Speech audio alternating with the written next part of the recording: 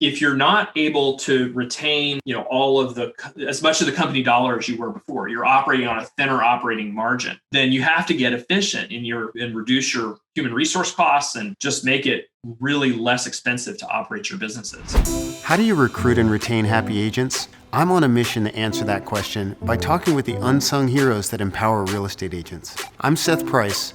Tune in each week as I sit down with back office heroes to learn what's working and what's not. Jack Miller, I'm so excited to have you. It's been, I'd say, way too long since I've been able to interview you. I was looking back. I listened to one of the interviews we did 6 years ago, 5 years ago. It's been a long time, but welcome.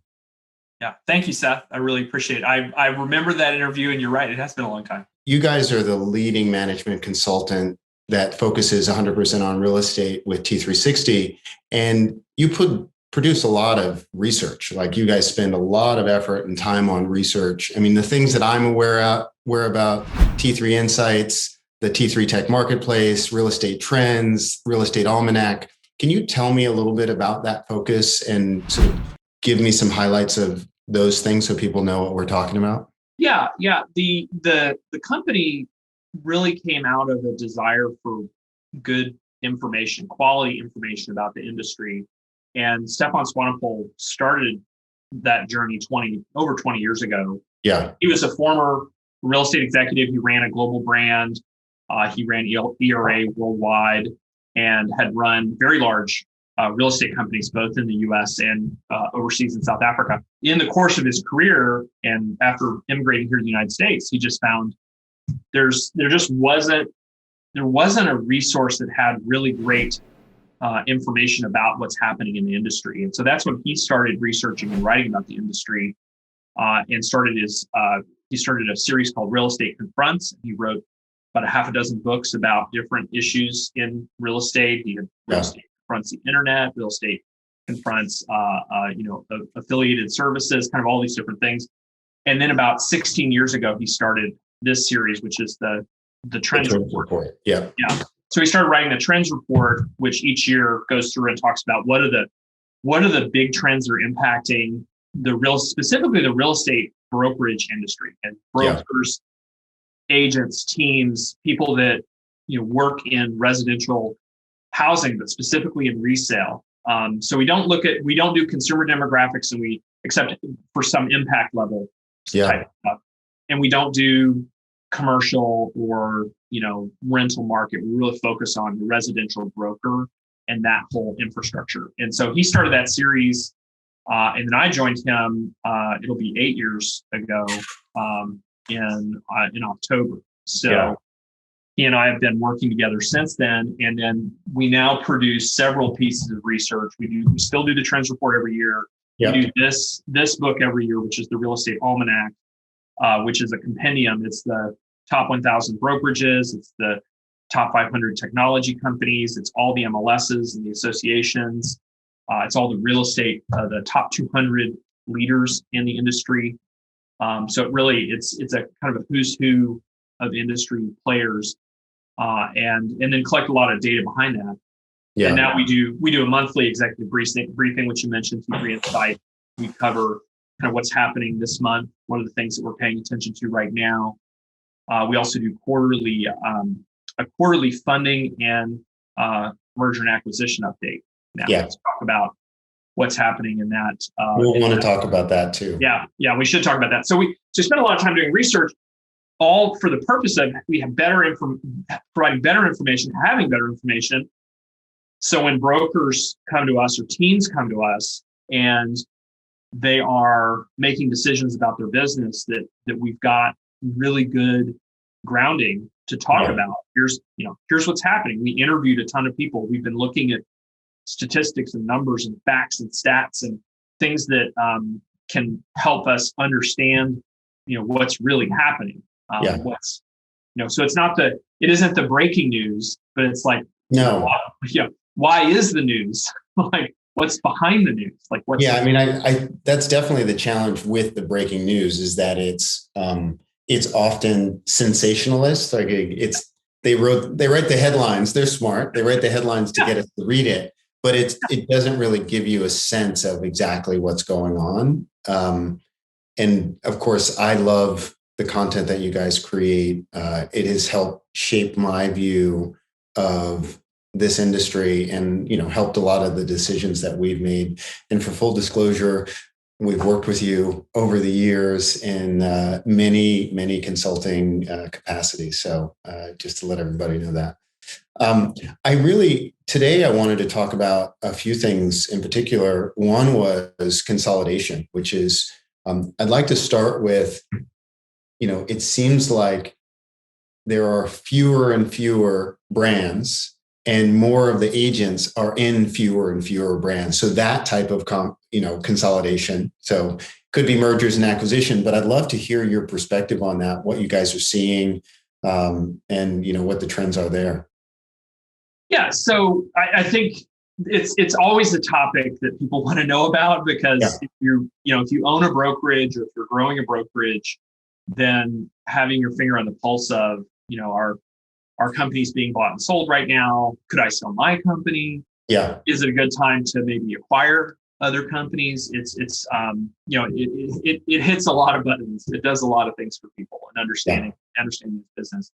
And we've seen over the last decade, maybe decade and a half, some remarkable growth in some of the largest companies in this industry. And that's where, and if you look at the biggest companies in the industry, a lot of the largest companies in this industry didn't exist 15 years ago. So, or even 10 years ago, when you look at the growth of, if you just pick two of them, just pick EXP and Compass. We're both top 5 companies now that were, EXP was just a concept 12, 13 years ago. And Compass was just a concept 8 years ago. So to have that kind of, growth of those companies, which involved, both recruiting and in the case of Compass, a lot of acquisition of traditional companies and other firms rolling up. So that and in tracking the top 1,000 brokers that are in the industry, we see this year we'll publish our new printed version of this report. I showed you this last year. Last year we had 2 solid pages just of the names and the dates and the companies of the notable acquisitions. And we'll have more than that this year. So and there's trends driving that. I mean, we're in a generational set of generational changes in this industry. So you mean like the older guard is retiring? Is that what you mean? That's part of it. That's part of it. And we wrote about it 5 years ago in our trends report about the kind of generational changeover in leadership.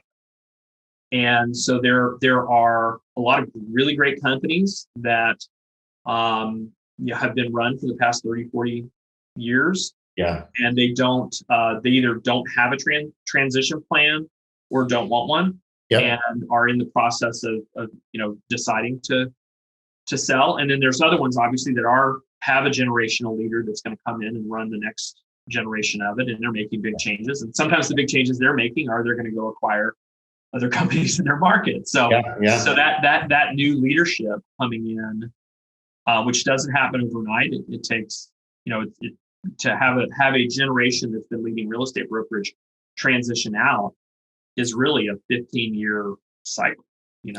Where as people decide to retire or decide to sell their company or decide to bring up one of their children or maybe one of their key lieutenants to take it over. So we're going to see more, and we've already seen we've seen a lot in the past 5 years, and we're definitely not done.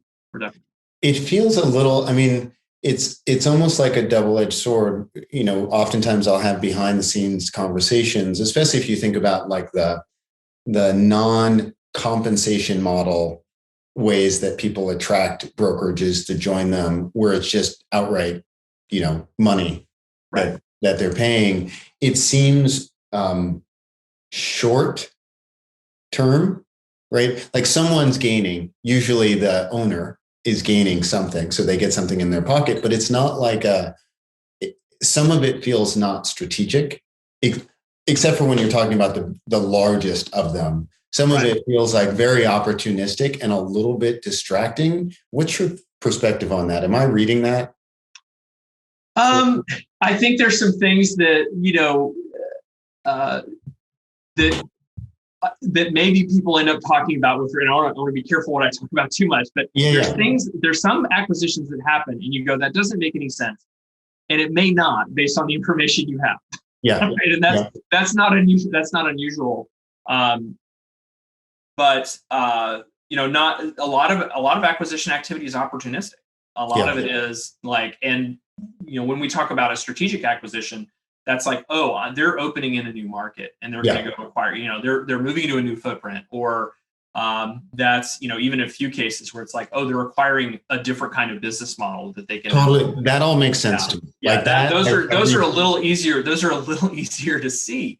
Yeah. But the ones where it's like, oh, you've just got a person or company that is in a situation where they're ready to sell, ready to transact. And that's not new. I mean, a lot of the same things were said about, Realogy, formerly Cinda, in the 90s. And that was before my time entering the real estate industry, but I've spent enough time talking to Stefan and a lot of the people that were around during that time. And they said a lot of the same thing about Realogy when it was Cinda, when it was acquiring these national brands, and it was buying multiple national brands, and people said, well, that's not going to last. And here we are 25 years later. And they're definitely still around and have built those brands even bigger, and sit on the top of the pile as far as sales volume and transaction count. So, and is that, are we looking at a world where there's just Google and Facebook and 3 or 4 players, or is there, like, what's your take on that? It's a great question. We were having a conversation about this last week about like what industries has that really happened that have been, what we might have thought of as essentially local industries. And the ones that are kind of were obvious to us were like pharmacies. Yeah. Like what local pharmacy exists today? It's like, it's either CVS or Walgreens. Right. And I think that's an extreme example of like a service or a delivery chain where like there's a lot of the economics that drive that.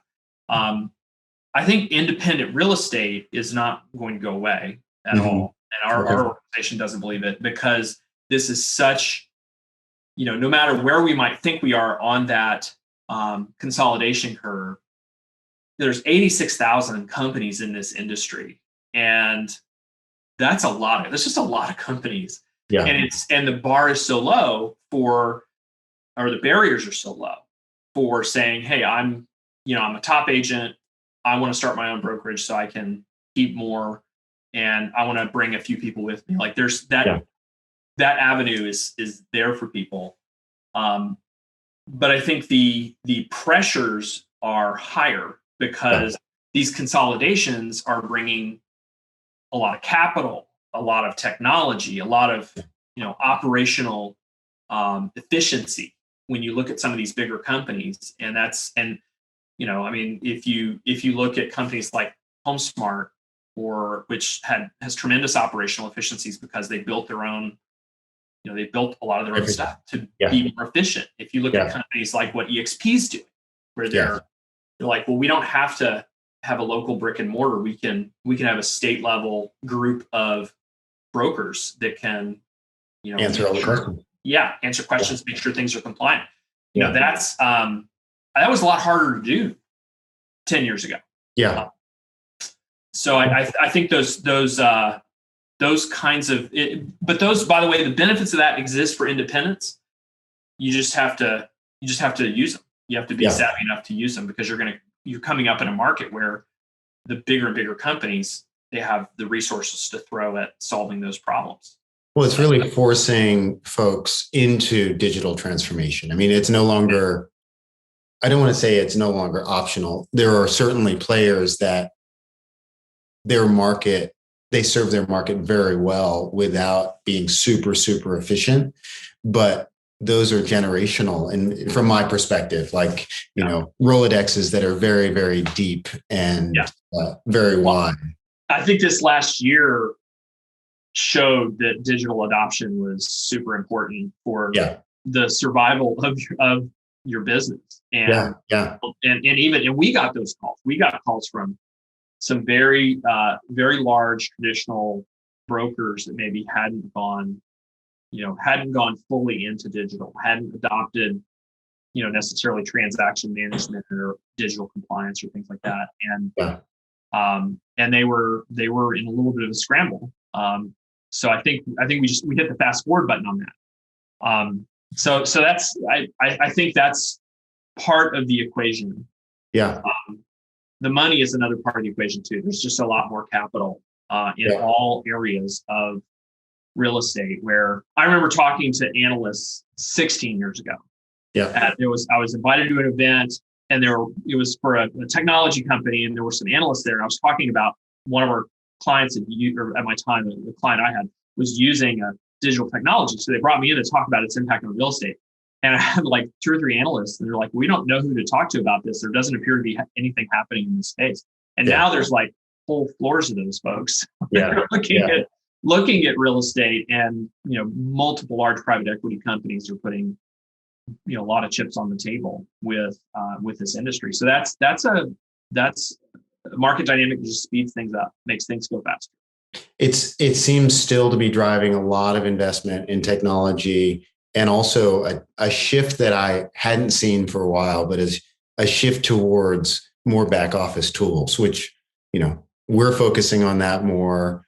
We understand the need because, our brokers are coming to us and saying, hey, we need tools to manage lots of agents to do this at scale, because we can't just keep hiring people for the back office. Yeah. We've got to allow them to serve more. Tell me what you guys are seeing there.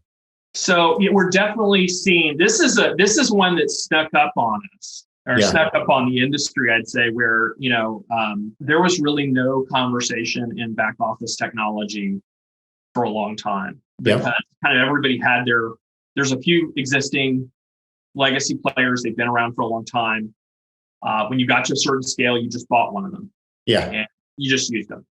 And so there really was no new anything in that space. But in the last 2.5 years, there's been a little renaissance happening in back office as the tools have gotten easier to build. And so that's where we've seen, Law 47 and Brokerman and Brokerage Engine and, Back at You acquired a broker built system that was, spreading out in the Coldwell Banker network, a little company called Zippy. So there's, a bunch of companies that saw the opportunity to help create a lot of efficiency for brokers. Because if you're not able to retain, all of as much of the company dollar as you were before, you're operating on a thinner operating margin, then you have to get efficient in your, and reduce your human resource costs and just make it really less expensive to operate your businesses. Yeah. And there were some pioneers in that space. I mentioned HomeSmart already. They were an example of a pioneer. But even I can go to Keller Williams, which created their own system. Yeah. Back in the 90s, they built their own system for their affiliates to use. Yeah. And is to drive, some of that was their profit sharing system, but another part of it was efficiency of saying, hey, we've got one system, it's really tuned to our business model, and and they required everybody to use it. So that's a great way to be efficient. But it worked in terms of it allowed them to build very large brokerages with a lot of associates doing a lot of transactions at low cost per transaction. So I think what happened is enough companies saw the opportunity, and then we even saw some operators that just were sick of the existing back office systems and how inefficient they were, and they started building they built their own. And that's where the system that Back at You Media acquired, which is called Financial Bay, and Brokerage Engine, both of those came out of brokerage operators that just said, hey, I want something different. I need something that's tuned to my model, helps my staff be more efficient, allows me to scale. And when you think about digital brokerage, when you see companies like GetReal and Fathom and EXP, who's kind of now one of the giants in that space. I mean, those are the kind of moves they've had to make in order to compete, and to grow, and to be able to say, look, we can offer really competitive compensation programs, but constrain our costs such that we're, able to maintain good profitability and operational efficiency. So what do you see as, so that evolution happened outside of real estate a decade ago, HR systems, ERP systems, all of those things. What's the evolution of this in your mind? Like we've got back office tools. There's now more of them. They don't all do the same thing, but they do sort of mostly focus, or a lot focused on, accounting / transaction management, that part. And then there's some that do the full service marketing.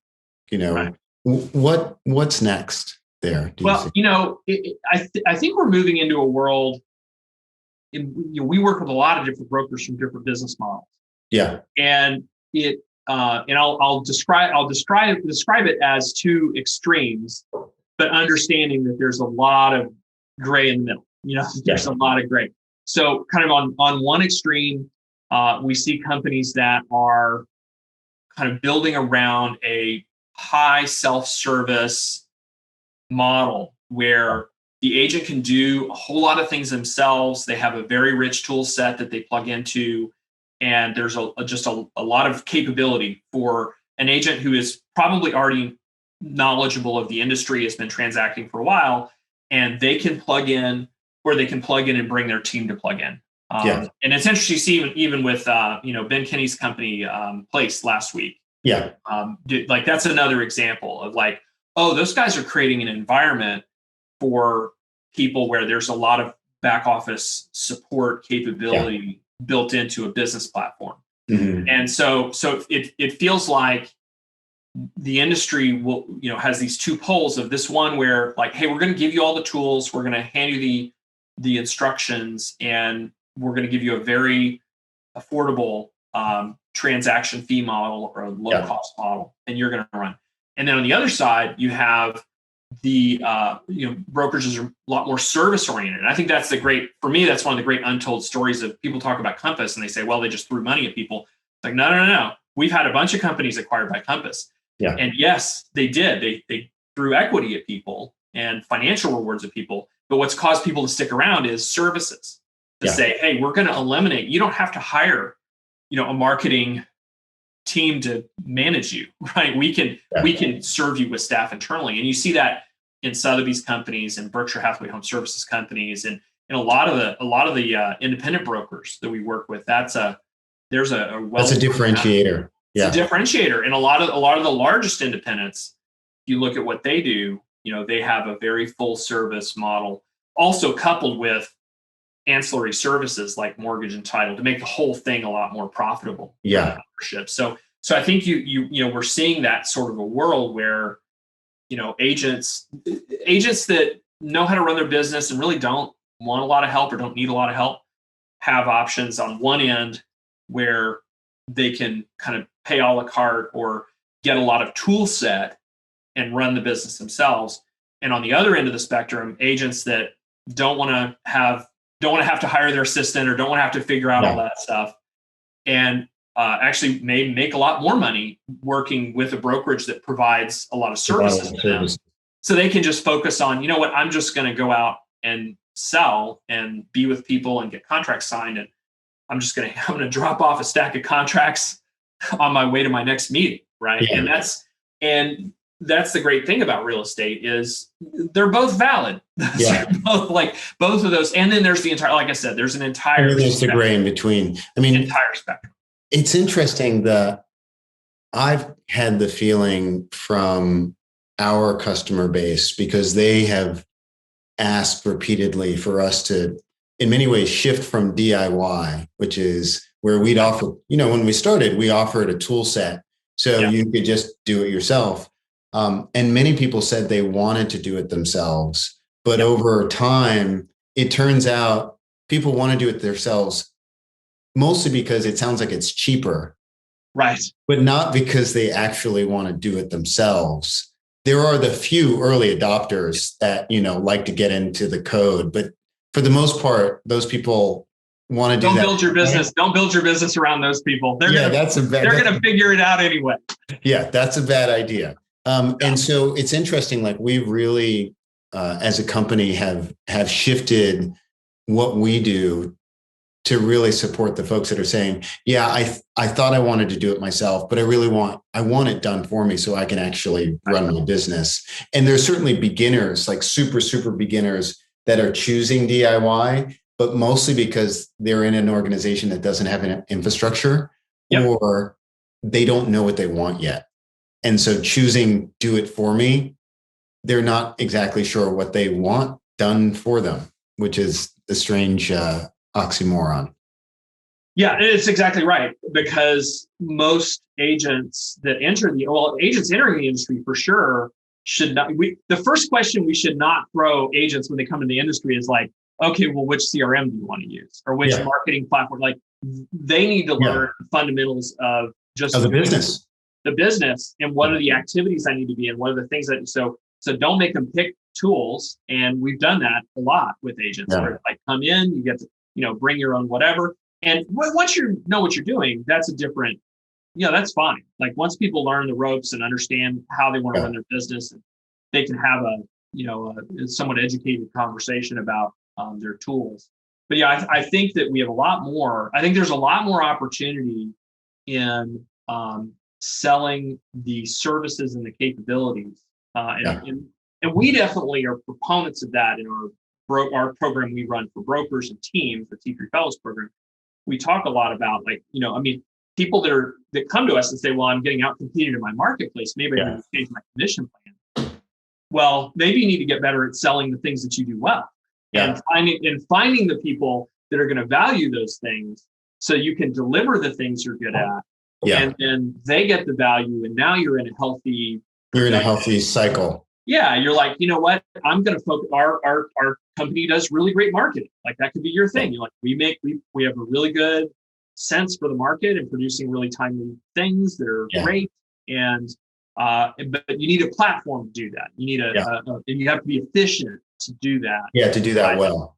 Well, we've seen, one of the sort of stats that keep jumping out of us is the brokerages that provide, we're in the website marketing space, right? The brokerages that provide those tools and allow their agents to DIY, meaning, hey, we provided it, you can do it, here's a bunch of information.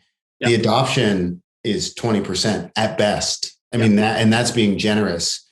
And the brokerages that, either ask us to help support that adoption or do it themselves, their adoption is 75 plus. And so it's really about, you're spending the money one way or another, but you're actually getting a result. And so it's, I don't want to say, hey, the service model, doing it for folks is the only way to do it, but it's like onboarding a new, employee for any organization. If you handhold them and you tell them what you expect and you help get them set up, they're more likely to stay with you, as opposed to like, here's the handbook. Yeah. Good luck. Here's some instructions, go figure it out, which is sort of how, I got into real estate when I was an agent. It's like, yeah, there's your desk, there's a phone, here's some tools we have, good luck. Yeah. Yeah. And I think that's the thing that I think is always available. We started this conversation talking about consolidation and all that. And that's one of the reasons why I'm still, both personally, I think as a company, we think the independents are going to be there because they can do that. They can just, at any point, you can make that decision and say, look, I'm going to, provide service and help. I'm going to help people, have great careers in real estate. I was just talking to one of our consulting team members about this, is that brokers compete too much on, we have this stuff, right? Yeah. They compete too much on that. Oh, they got that stuff. We got this stuff, right? Yeah. And where I think it's kind of a dumb competition where everybody loses, right? Because you talk about stuff and you talk about commissions, right? The more interesting conversation is, what are the outcomes you can repeatedly produce? from, within your company or within your, and that's one of the reasons why I think Teams has been such a consistent trend, is that teams have shown like, oh, we resource, we specialize, we do these things, and then they can produce team members. And there's a lot of brokerages that are moving that way.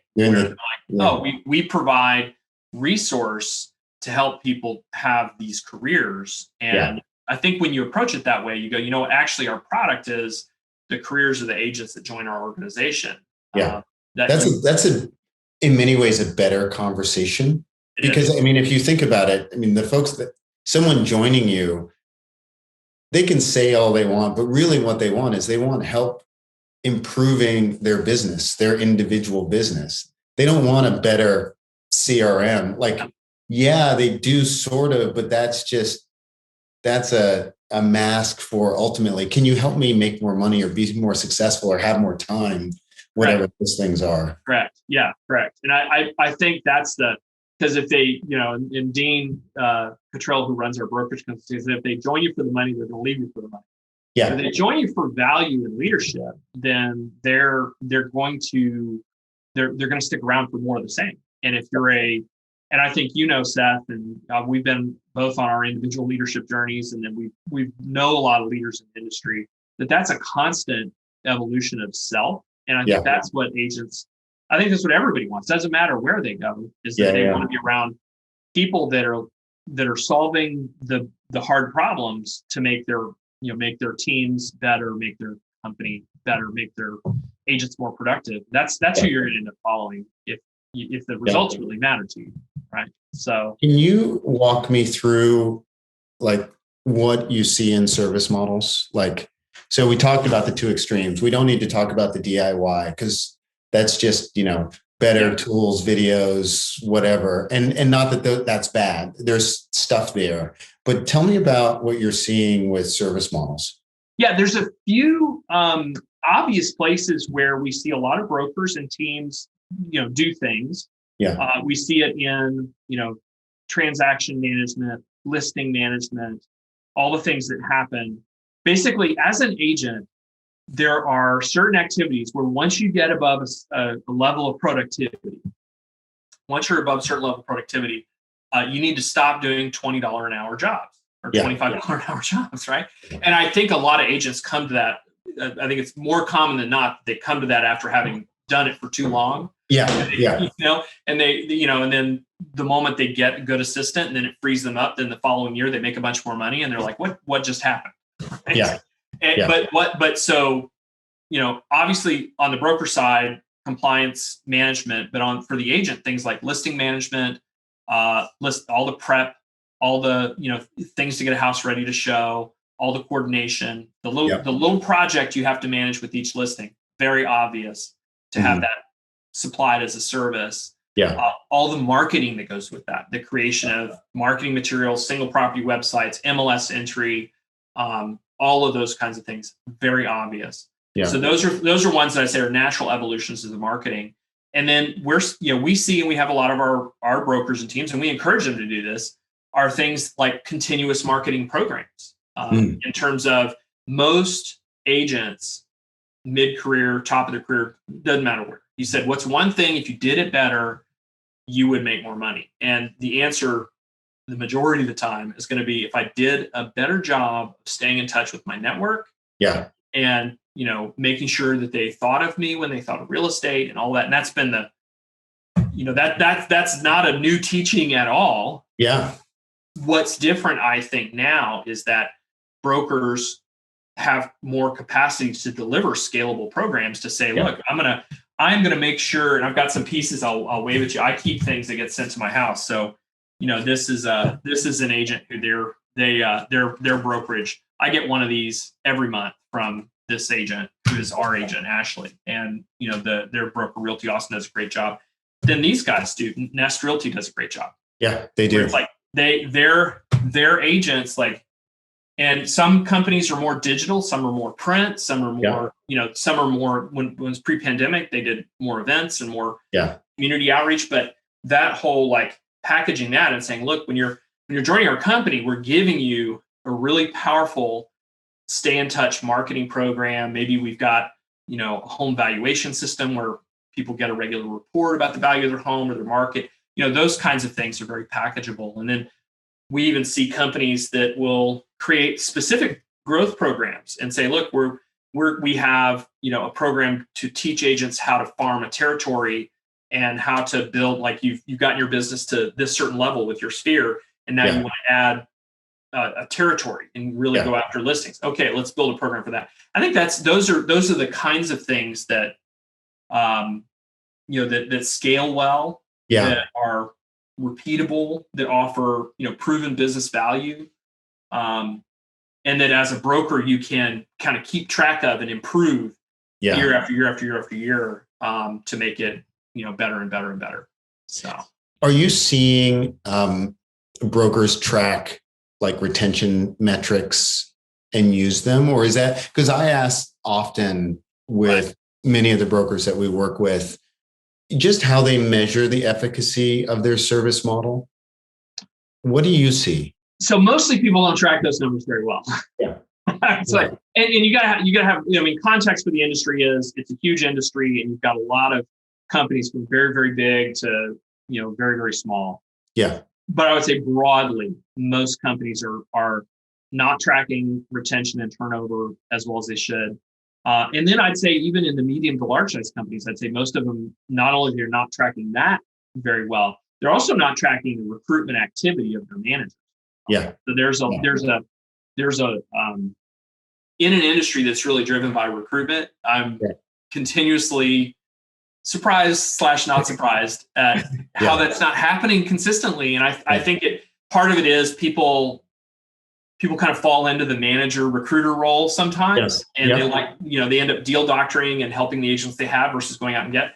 But our numbers, our clients, we do track. And if you're above 25%, you're in real trouble. If you're in that, break that down. What do you mean if you're above? In terms of turnover. Okay, got it. So if you're losing, more than one of 4 agents every year, like you're in trouble, and you need to address that. And so there's healthy ranges. If you're losing 1 in 10 every year, that's 10%. Okay.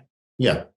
Because people retire, people move, life circumstances change. There's kind of a natural attrition that happens just due to people. But what it means is your recruitment needs to take into account your retention. So if you say, and that's the biggest error. One of the biggest errors we see people make is they think about their recruitment, but they forget, like, oh, I'm going to lose 1 of every 5 or 1 of every 6 agents I have. Yeah, so I got to double down on my recruitment. Yeah, so they'll set a recruitment goal of like 12, and actually what they needed was 25.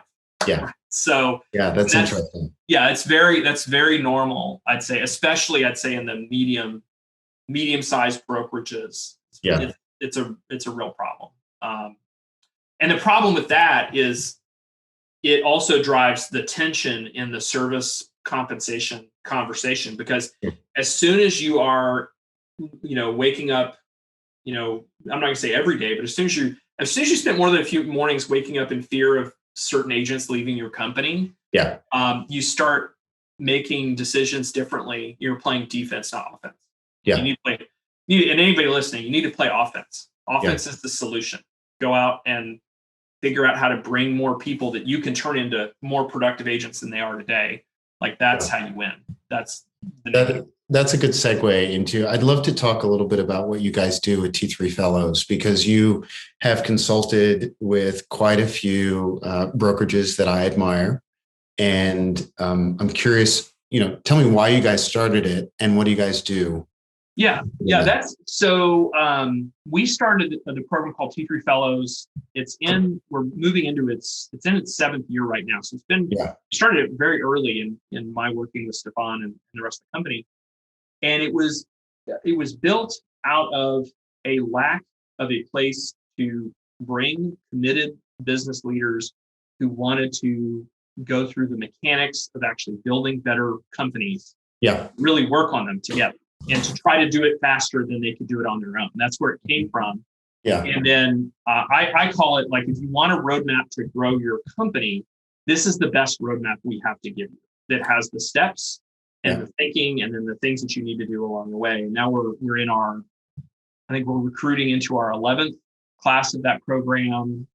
We've had, I think we're more than 60, maybe as many as 70 brokers through that program. Yeah. Over the last 7 years. And they're small groups. We don't need 500 people in these things, because it's hard to find the people that are really committed to that growth.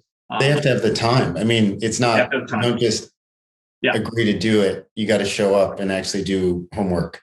Yeah, but it's a lot of fun, because it puts us kind of with people that are, at the rock face. And there's, I've ran a brokerage before, and I've owned franchises before. So being in that conversation, continue to be in that conversation of what did the recruit say to you today, and how did you handle that?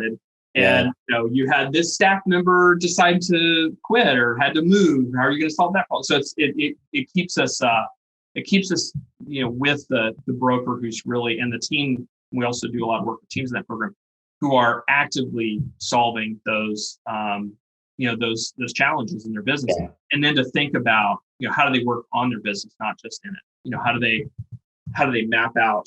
I'm here. I want to get to there, and then what are the big steps? And that's led to that program led to a lot of our other consulting work, where we added merger acquisitions to practice. We added executive hiring and manager recruiting as part of our function. We have a person who's doing that for our clients. They say, look, I need to open another office. I need to bring in a recruiting manager. I need to bring in an EVP or whatever. So it's led to us. And are they coming to you?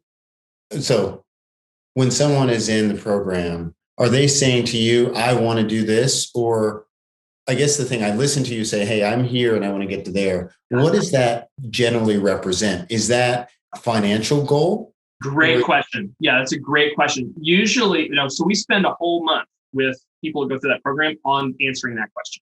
Okay. About what does success look like for them? Yeah. And we call it, what's their strategic intent? Where do they want to be, strategically? And the goals may change, the numbers may change, but I want my brokerage to fund my lifestyle at this certain level, and I want to work this many hours. That's totally valid as a strategic intent. Or I want to sell my company and it needs to produce this kind of a financial result for me. So all those are the kind of questions that we have people ask themselves and then answer, and then we help them break it down into what are the and the fun thing, Seth, is that we've been doing this for long enough where we have full life cycle on a number of companies who have come in, and they came maybe as a team out of another company, and then they became independent, and they built up to a certain level, and then they acquired some other teams and brought them in, and then they got acquired, and now they're doing this other thing. Now we have multiple of those where these are people that have been through that full life cycle. And then we've had people who are still on their growth path with us, and they're opening offices in other states, and they're, some of them are talking about franchising their independent concept, right? And so it's a forum to have those conversations and to get people baseline on what do you need to do for that. And then we have an alumni program which all our clients continue to do work in that program. Are you finding that let me frame this question properly. Are you finding that the brokers within the T3 Fellows program are open to sharing information and are they helpful to each other? Great. That's a great question. I think that's probably one of the best things about the program.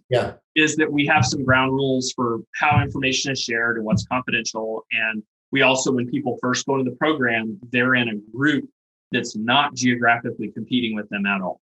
Okay. So we keep them in groups where you're not in the room with, the brokerage. Yeah, down the street that you're going up against on listing presentations all the time, because you're not gonna be forthright. But I think creating that community of leaders that's willing to talk about what they're doing, and then that's played out in a really great way in the alumni network, where we have alumni calls monthly, and we started running a contest 2 months ago, which is like every month, bring your best idea that you've actually done. Pitch it and then whoever had the best idea that month wins something fun. Like last month, we gave away a fancy new iPad. And so we're encouraging that because, and it is a culture. That's one of the great things. We've built it. What's funny is we've got franchises in there. We've got tenants in there. We've got transaction fee model companies in there. We've got full service traditional brokerage companies in there. We've got a whole mix of people. And the commonality is they're all business owners and they all want to turn it out for themselves. They all want to make their version of success happen. Yeah. And with that as the common point, they're willing to help each other in ways that I think are a little surprising in terms of, we've had members of that group like go and visit each other's offices and, do things even outside of the program with us entirely, where they get to know each other that way. I mean, it's one of the things that, at least for me, is most helpful is even conversations like this in the webinar. It's like, part of it I'm doing is, there's building this, communication vehicle to talk with operators, folks that are doing back office work to empower agents, but also it's a learning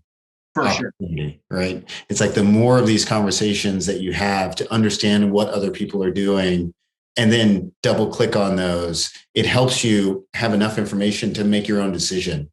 I find that really helpful for me. And I think that's what's driven, and that's what one of the things that is with our whole team.